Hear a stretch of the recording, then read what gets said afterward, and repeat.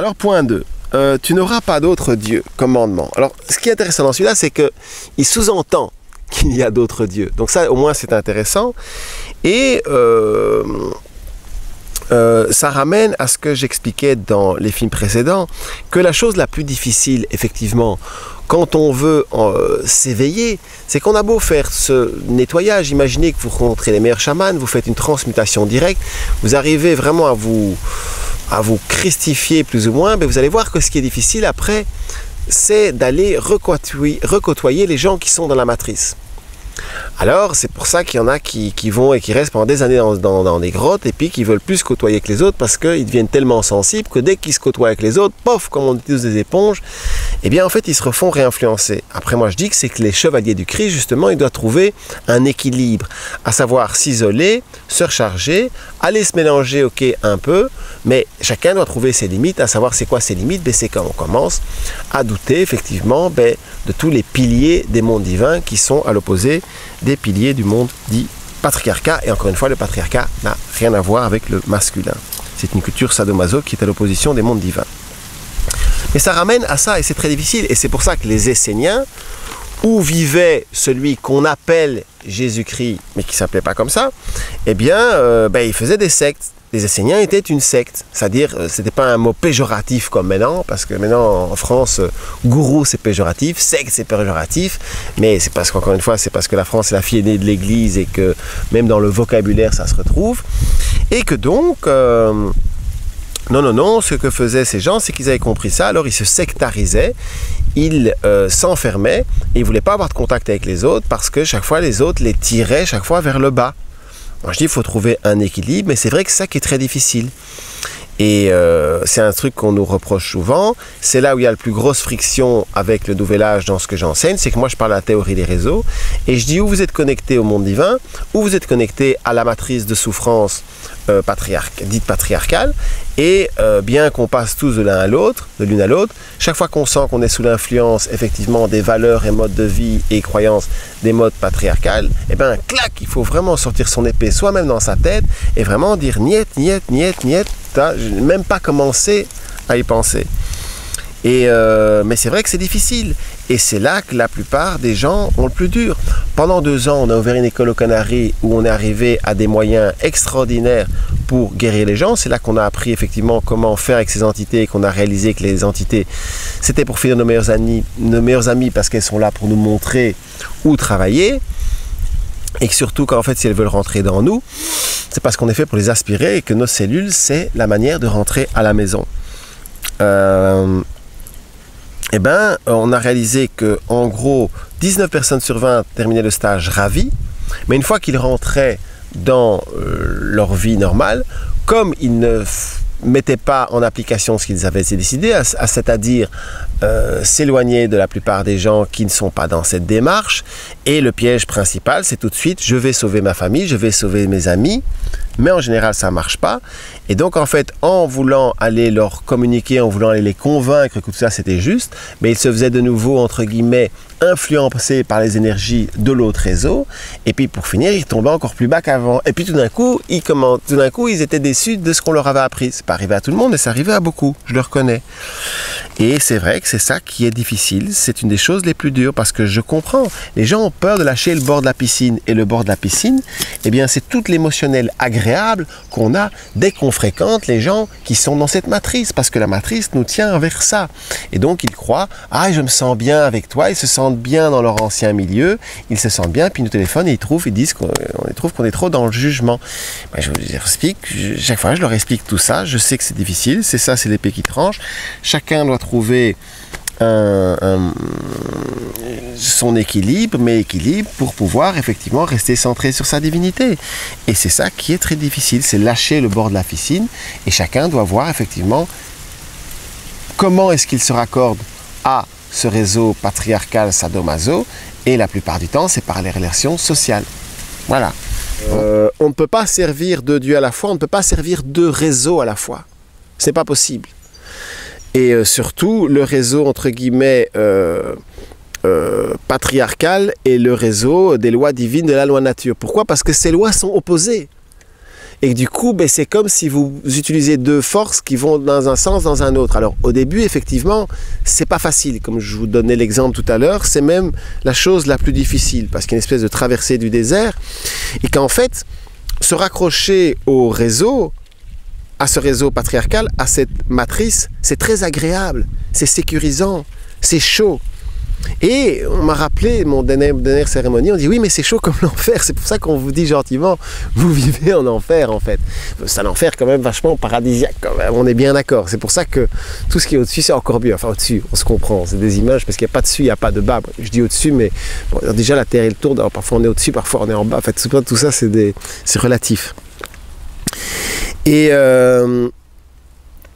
donc effectivement, c'est très difficile, il y a des choix à faire, et quand on fait ces choix, eh ben, ça nécessite aussi de se dire je me connecte à ces forces qui m'aident, qui me guérissent. Si après on va redonner toute cette énergie, tout cet amour à l'autre réseau, eh ben, je dirais que vous verrez, la famille de la lumière, ils font ça une fois, deux fois, trois fois, et puis ils vous lâchent. Et je suis désolé, c'est ce que font la plupart des enseignants spirituels. Et pour le prouver, j'ai cette loi à vous donner. Les forces de l'amour ne punissent jamais. C'est quelque chose qui n'existe pas. Elles ne punissent jamais, jamais, jamais. Par contre, il suffit qu'elles arrêtent d'aider quelqu'un pour que cette personne arrête d'évoluer. Et je prétends que c'est le cas pour la quasi-totalité des enseignants que j'ai rencontrés, même si chacun de ces enseignants m'a appris des choses merveilleuses. L'un n'empêche pas l'autre. Et la preuve qu'elles ont arrêté d'évoluer, qu'elles sont tombées sous le coup de cette loi, ben c'est que lisez leurs livres. Il y en a combien qui de livre en livre changent d'avis? Il n'y en a pas beaucoup. Mais pour être franc, je ne connais pas en fait. Je voulais dire pratiquement pas, mais je ne connais pas. Alors il y en a sûrement, mais ils sont très rares. Et devrait dire, ben tiens, pour moi, si on n'accepte pas de livre en livre qu'on s'est trompé, ben ça veut dire qu'on n'évolue pas. Parce qu'évoluer, c'est accepter qu'on s'est trompé. Alors après, évidemment, les gens ils vont dire, oui, mais on ne s'est pas trompé parce que ils vont chipoter sur les mots, parce qu'il fallait faire ce choix, parce que sinon, voilà, donc on ne s'est pas trompé de faire ce choix. Oui, ben, on fait un choix pour voir que ce n'était pas le bon choix. Et c'est toute l'histoire de l'aventure humaine. La plupart des expériences qu'on fait, c'est pour réaliser en fait que ça mène à des souffrances qui pourraient être évitées. Et donc, faire des choix, c'est faire des croix. Et c'est ça que les personnes détestent. Et ça ramène toujours à cette histoire. Je ne veux pas lâcher le bord de la piscine tant que je ne suis pas sûr que je m'attache à l'autre bord. Eh bien non, lâcher. Et chacun doit voir c'est quoi son bord de la piscine. Mais je reconnais que c'est ça le plus difficile. Le plus difficile, ça je reconnais pour moi aussi. Parce que moi, le bord de la piscine, maintenant, ce qu'il me demande, par exemple, c'est d'arrêter de manger. Et je peux vous dire que je commence à m'habituer à l'idée. Mais c'est vrai que moi, je leur réponds, écoutez, moi, je dis que je suis prêt à mourir pour l'humanité, mais arrêtez de manger, faut pas déconner, quoi. Hein? Bon. Moi, ils m'en sont arrivés un truc, écoute, voilà, maintenant, tu t'es lancé dans le truc, tu t'es engagé et tout, c'est tout. Maintenant, et en fait, je suis rentré en coordonnée avec mon esprit à moi,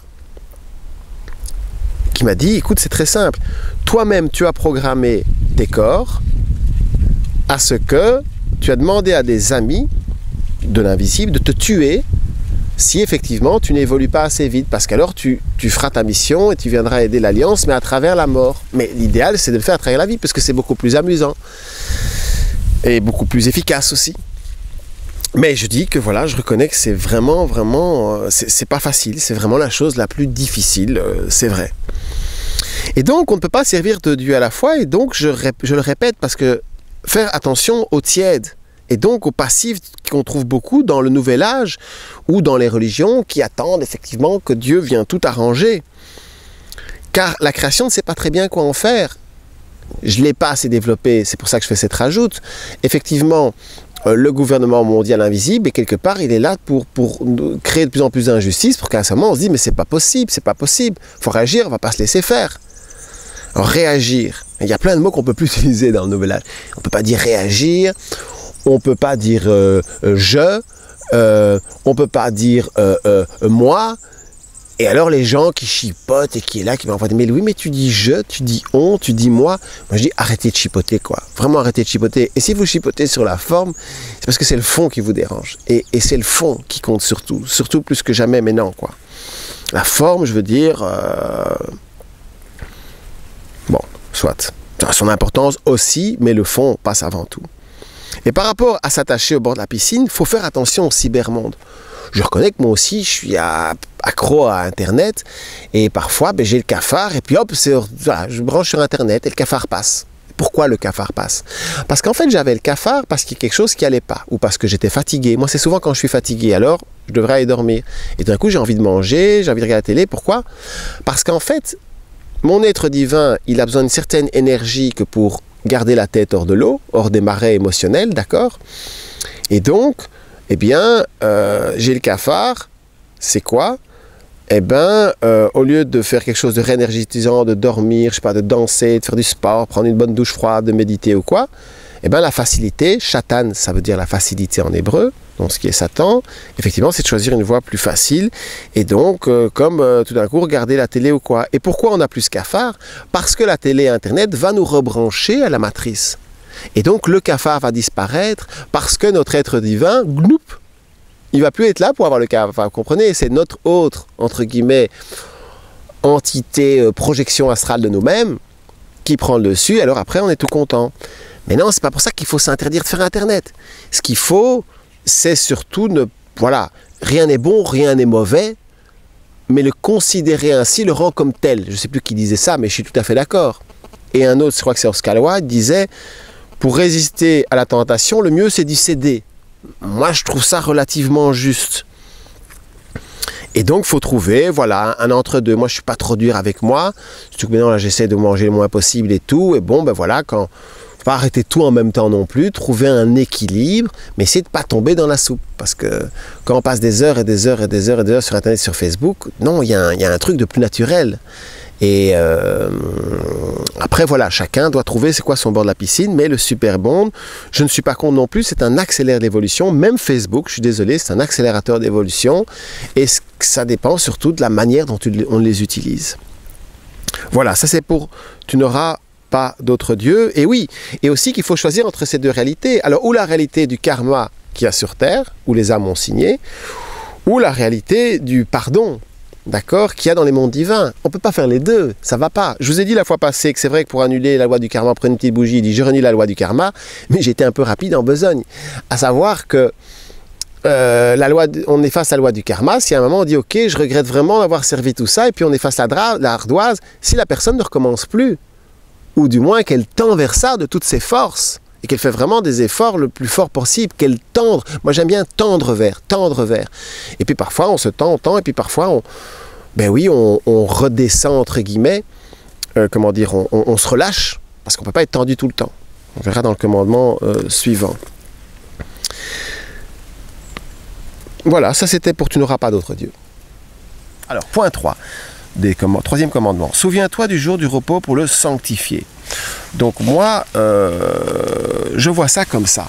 Je trouve que c'est intéressant de monter effectivement, d'essayer d'être le plus haut dans ces hauts chakras, parce que c'est une manière de voir l'évolution. En fait, la conscience voyage sur l'échelle des chakras. Je sais que je les ai dit, mais je le répète, c'est important.